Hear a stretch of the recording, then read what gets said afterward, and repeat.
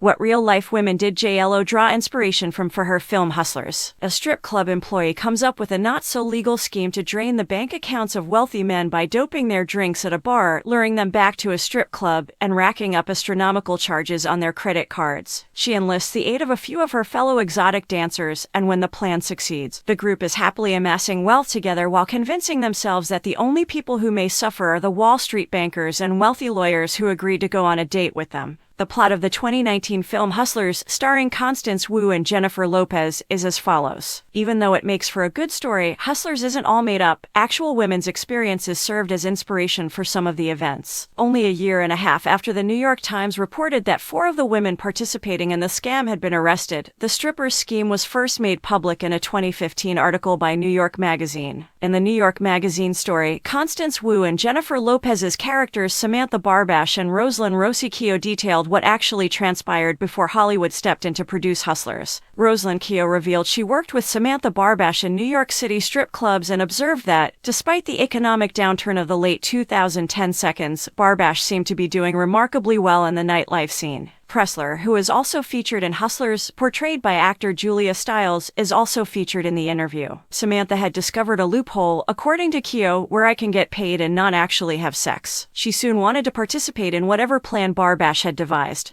Barbash would get in touch with former customers one at a time and propose a drink date. She often delegated the responsibility of bringing the men back to the strip club to either Karina Pascucci or Marcy Rosen. Keough eventually joined in and started going out looking for possible customers. If the males they met declined the invitation to the strip club, the women injected MDMA and ketamine into their drinks. Keough said, "It seems so horrible to suggest that we were, drugging them. But that was normal, I guess." The crew made millions of dollars every night, much as in the movie adaptation, and began amassing expensive automobiles and trendy apparel. But in 2014, a guy came forward and accused the women of drugging him, according to the New York Post, and their money-making spree began to fall apart. The women were detained 2 months later. According to the Daily Mail, Marcy Rosen and Karina Pascucci were sentenced to 4 months of weekend jail time and 5 years of probation in 2016 after pleading guilty to their offenses. Rosalind Keough accepted a plea agreement the next year that allowed her to avoid going to jail in exchange for 5 years of probation, and Samantha Barbash was given a similar sentence, according to the New York Post.